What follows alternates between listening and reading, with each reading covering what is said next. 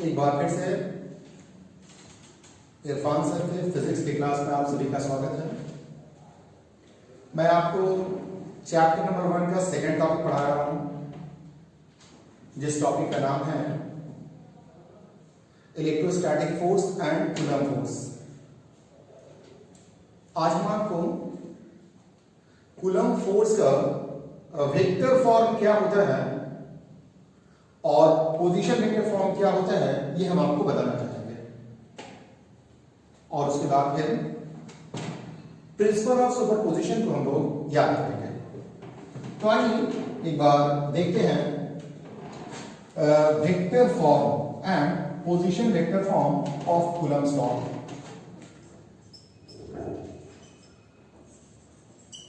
Vector form and position vector form. Position vector form of Coulomb's law. तो आइए इस बात को समझने की कोशिश करते हैं कि वेक्टर फॉर्म क्या होता है और पोजीशन वेक्टर फॉर्म क्या होता है। इसके लिए हम लोग दो एक्सिस ड्रॉ करेंगे। ये y एक्सिस कहलाएगा और ये x एक्सिस कहलाएगा।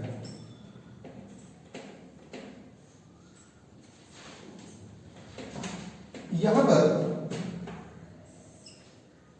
एक पॉइंट है, ऑरिजिन और पॉइंट को मिलाने वाला लाइन, ये पोजीशन वेक्टर के नाम से जाना जाता है। ऑरिजिन एंड इस पॉइंट को मिलाने वाला लाइन, ये पोजीशन वेक्टर कहलाता है। मान लिया जाए कि ये पोजीशन वेक्टर है R1। यहां पर एक चार्ज रखा हुआ है प्लस Q1। आइए इसी तरह से एक दूसरा पॉइंट है B। मान लीजिए इस पॉइंट का नाम है A और इस पॉइंट का नाम है B। फिर ऑरिजिन और पॉइंट को हम लोग मिला रहे हैं, तो इन दोनों को मिलाने वाला लाइन ये पोजीशन वेक्टर कहलाता है। पॉइंट A का पोजीशन वेक्टर R1 है और मान लिया जाए कि पॉइंट B का पोजीशन वेक्टर R2 है। A पर एक पॉजिटिव चार्ज Q1 रखा हुआ है और B पर एक पॉजिटिव चार्ज Q2 रखा हुआ है। ये चार्ज इस चार्ज पर फोर्स लगाएगा, ये भी चार्ज इस चार्ज पर फोर्स लगाएगा। मैंने आपको बताया कि फोर्स की दिशा जानने के लिए सबसे पहले दोनों चार्ज के सेंटर को ज्वाइन करते हैं। तो आइए चार्ज के सेंटर को ज्वाइन कर देते हैं। यहां से यहां एक वेक्टर होगा, इस वेक्टर को डिस्प्लेसमेंट वेक्टर कहा जाता है। इसे हम लोग R12 के नाम से लिखते हैं। ये चार्ज Q1 Q2 पर एक फोर्स लगाएगा। क्योंकि दोनों का दोनों पॉजिटिव है तो फोर्स रिपल्सिव होगा, और सेंट्रल फोर्स के कॉन्सेप्ट से ये फोर्स जो है ये इसी लाइन पर काम करेगा। इस फोर्स का नाम हम लोग लिखेंगे F21। इसके मतलब हुआ force on charge Q2 due to charge Q1। F21 के मतलब होता है force on charge Q2 due to charge Q1। इसी तरह से चार्ज Q2 भी Q1 पर एक फोर्स लगाएगा। चूंकि पॉजिटिव पॉजिटिव है इसलिए रिपल्सन का फोर्स होगा, इस दिशा में फोर्स काम करेगा। इस फोर्स का नाम होगा F12। तो एक फोर्स है F12, इसका मतलब force on charge Q1 due to charge Q2। F21 इसके मतलब force on charge Q2 due to charge Q1। मान लिया जाए कि इन दोनों के बीच जो फोर्स है उसे हम लोग F से लिखते हैं, और F जो है वो कूलम्ब फोर्स बिटवीन Q1 और Q2। अगर हम लोगों ने F21 को R12 के टर्म में लिखा तो ये कहलाएगा Coulomb's law in vector form. लेकिन अगर हम लोगों ने इस F21 को R1 और R2 के टर्म में लिखा तो ये कहलाएगा Coulomb's law in position vector form. बात समझ रहे हैं? अगर इस फोर्स को R12 के टर्म में लिखा जाए तो ये कहलाएगा Coulomb's law in vector form. लेकिन अगर इस F21 को R1 और R2 के टर्म में लिखा जाए तो इसे कहा जाएगा Coulomb's law in position vector form. बात क्लियर है? तो आइए अब हम लोग इसका डेरिवेशन करते हैं। लेट R1 एंड R2, ये जो आप देख रहे हैं R1 ये पोजीशन वेक्टर है चार्ज Q1 का, और ये R2 जो है ये पोजीशन वेक्टर है चार्ज Q2 का। तो हम लोग लिखेंगे position vector of charge Q1 and Q2 respectively।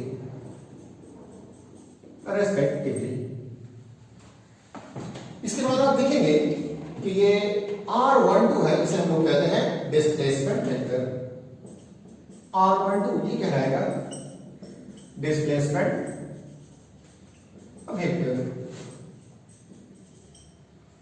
उसके बाद आप देखेंगे ये F12 है, मैंने बताया ये कूलम फोर्स है on charge plus Q1 due to charge plus Q2। तो F12 है, ये क्या रहता है Coulomb force on plus Q1 due to plus Q2। इसी तरह से F21 ये हो जाएगा Coulomb force on plus Q2 due to plus Q1। और F को कहा जाता है Coulomb force between Q1 and Q2। Coulomb force between Q1 and Q2। बात क्लियर है? तो इन दो चार्ज के बीच जो फोर्स लग रहा है, Q2 पर जो फोर्स लग रहा है वो F21 है, Q1 पर जो फोर्स लग रहा है वो F12 है। अगर इन फोर्स को R12 के टर्म में लिखेंगे तो ये क्या रहेगा Coulomb's law in vector form. जब R1 और R2 के टर्म में लिखेंगे तो ये क्या रहेगा Coulomb's law in position vector form. आइए आगे और बात को समझते हैं। जैसा कि आप जानते हैं ये जो फोर्स है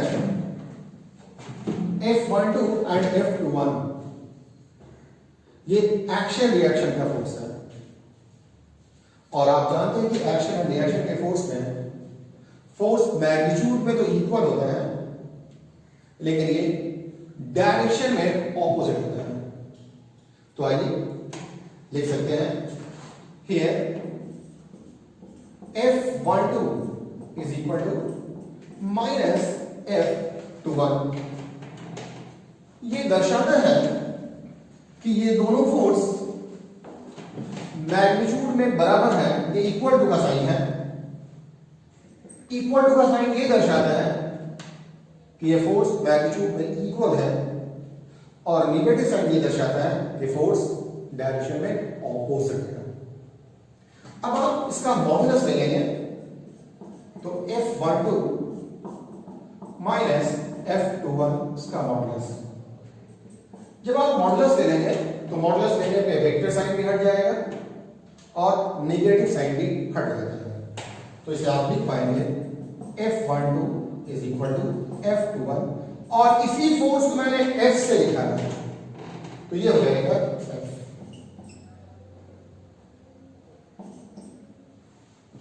क्लियर है? नेक्स्ट आगे चलते हैं। कूलम्स लॉ से आप जानते हैं using Coulomb's law in electrostatics. Coulomb's law in electrostatics. आप देखेंगे एक चार्ज Q1 है और दूसरा चार्ज Q2 है और इनके बीच की दूरी है R12। तो मैंने आपको बताया था कि अगर Q1 और Q2 दो चार्ज हो, दोनों के बीच की दूरी R हो और ये एयर में रखा हुआ हो, तो फोर्स का फॉर्मूला होता है 1/4πε0 Q1 Q2/r²। तो यहां पर ये F हो जाएगा 1/4πε0 Q1 Q2 डिवाइडेड बाई, यहां से यहां के बीच की दूरी है R12, तो यह R12 का स्क्वायर हो जाएगा। अब आप गौर करेंगे तो आपको पता चलेगा कि ये F जो है F21 F के इक्वल है, तो हम लोग इस F के बदले में F21 पुट कर सकते हैं। तो आइए देखते हैं, यहां पर लिखेंगे F21 this is equal to 1/4πε0 Q1 Q2 by R12 का स्क्वायर। अभी हम देख रहे हैं कि ये जो फोर्स दिया हुआ है, ये फोर्स स्केलर फॉर्म में है। अब हम लोगों को इस फोर्स को वेक्टर फॉर्म में लाना पड़ेगा। तो पहले इसको वेक्टर फॉर्म में लाएंगे। किसी भी फिजिकल क्वांटिटी को एक वेक्टर क्वांटिटी है और उस वेक्टर क्वांटिटी का मैग्नीट्यूड दिया हुआ है। अब आप उसे वेक्टर फॉर्म में वापस लाना चाहते हैं, तो आपको यूनिट वेक्टर से मल्टीप्लाई करना पड़ेगा। फोर्स एक वेक्टर क्वांटिटी है, ये मैग्नीट्यूड दिया हुआ है, इसे वेक्टर फॉर्म में वापस लाने के लिए एक यूनिट वेक्टर से मल्टीप्लाई करेंगे। आइए F21 इंटू R12 का क्या, ये जो F21 फोर्स है, ये वेक्टर है, ये इस डायरेक्शन में काम कर रहा है और इस डायरेक्शन में जो यूनिट वेक्टर होगा उस यूनिट वेक्टर को R12 गैप से लिखा जाता है। तो दोनों तरफ हम लोग R12 गैप से मल्टीप्लाई कर देंगे। 1/4πε0 Q1 Q2 divided by R12 का स्क्वायर इनटू R12 का गैप। क्लियर है? जब आप किसी वेक्टर के मैग्नीट्यूड को यूनिट वेक्टर से मल्टीप्लाई करते हैं तो वेक्टर फॉर्म में वापस आ जाता है। जैसे अगर हम लोग लिखें ये P इंटू पी कैप, अगर P को P कैप से मल्टीप्लाई किया जाए तो ये वेक्टर P के द्वारा लिखा जाएगा। ये वेक्टर का मैग्नीट्यूड है, इसे यूनिट वेक्टर से मल्टीप्लाई किया गया है तो ये वेक्टर वापस आ गया है। तो इस तरह से हम लोग देख रहे हैं कि ये F21 को यूनिट वेक्टर से मल्टीप्लाई किया गया है तो ये F वेक्टर F21 हो जाएगा। This is equal to 1/4πε0 Q1 Q2 divided by R12 का स्क्वायर। हम लोग जानते हैं कि A कैप को लिख सकते हैं vector A divided by modulus of A। तो यहां पर R12 कैप है, इसे लिखा जा सकता है vector R12 divided by R12। एक बार देख लें, R12 क्या, ये बराबर होता है vector R12 divided by R12। ये हम लोग क्लास 11th में पढ़ चुके हैं। अब आप इसे और सिंप्लीफाई करें।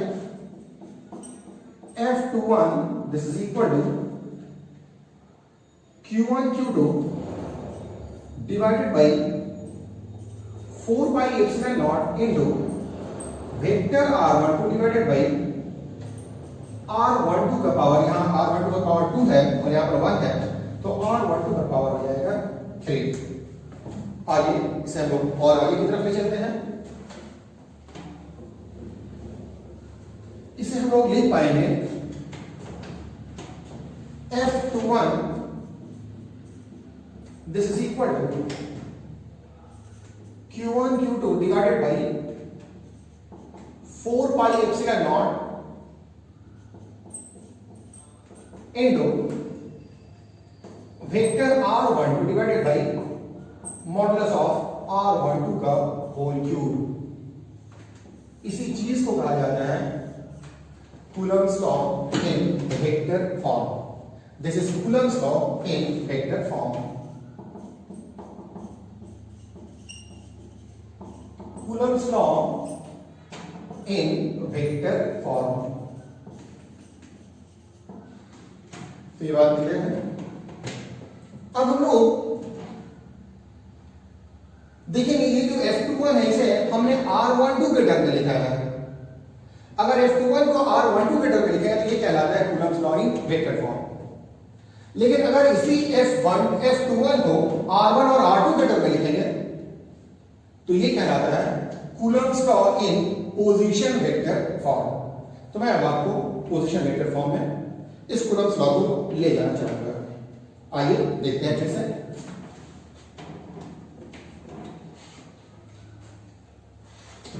अब आप गौर करेंगे ओ ए बी एक ट्रायंगल है और इस ट्रायंगल में ट्रायंगल ऑफ वेक्टर एडिशन आप लगा सकते हैं। चलिए इसका नाम देते हैं इक्वेशन 1। ओ ए बी एक ट्रायंगल है और इस ट्रायंगल में आप triangle of vector addition apply करेंगे। अगर आप triangle of vector addition apply करेंगे तो आप क्या कर सकते हैं, देखिए in triangle O A B ये R1 प्लस R12 R1 और R2 एक ही ऑर्डर में है। तो आप जानते हैं ट्रायंगल में जो वेक्टर्स एक ऑर्डर में होते हैं उनका सम जो ऑपोजिट ऑर्डर में होता है उसके इक्वल होता है। तो ये R1 plus R12 this is equal to R2 हो जाएगा। अगर आप R12 को सब्जेक्ट ऑफ इक्वेशन बनाएंगे तो ये आपको मिलेगा R2 माइनस R1। तो इस तरह से अब आप इस इक्वेशन में इक्वेशन 1 में R12 का वैल्यू पुट कर दें।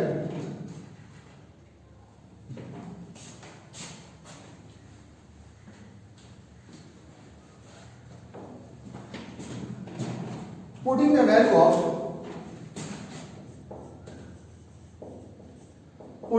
value of R12 in equation 1 we get F21 this is equal to Q1 Q2 by 4 pi epsilon naught R12 के बदले में R2 माइनस R1 होगा। तो इसे लिखेंगे R2 minus R1 divided by again R2 minus R1 का whole cube. थोड़ा गौर करेंगे यहां पर देख रहे हैं F21 लिखा हुआ है तो इस जगह पर आया R2 माइनस R1। एक बार फिर से बोल रहे हैं, यहां पे आप देखेंगे F21 लिखा हुआ है तो यहां पर आया है R2 माइनस R1। अगर ये F12 हो जाए तो पता है क्या आएगा? अगर F12 हो जाए तो क्या आएगा? बिल्कुल सही R1 माइनस R2। तो आप लिख सकते हैं similarly F12 this is equal to Q1 Q2 by 4 pi epsilon naught R1 minus R2 divided by R1 minus R2 का होल क्यूब। ये दोनों का दोनों इक्वेशन अब आप देखिए F21 R1 और R2 के टर्म में लिखा गया है, F12 ये भी R1 और R2 के टर्म में लिखा गया। ये दोनों का दोनों क्या रहता है? Coulomb's law in position vector form. क्या कहेंगे? Coulomb's law in position vector form. This is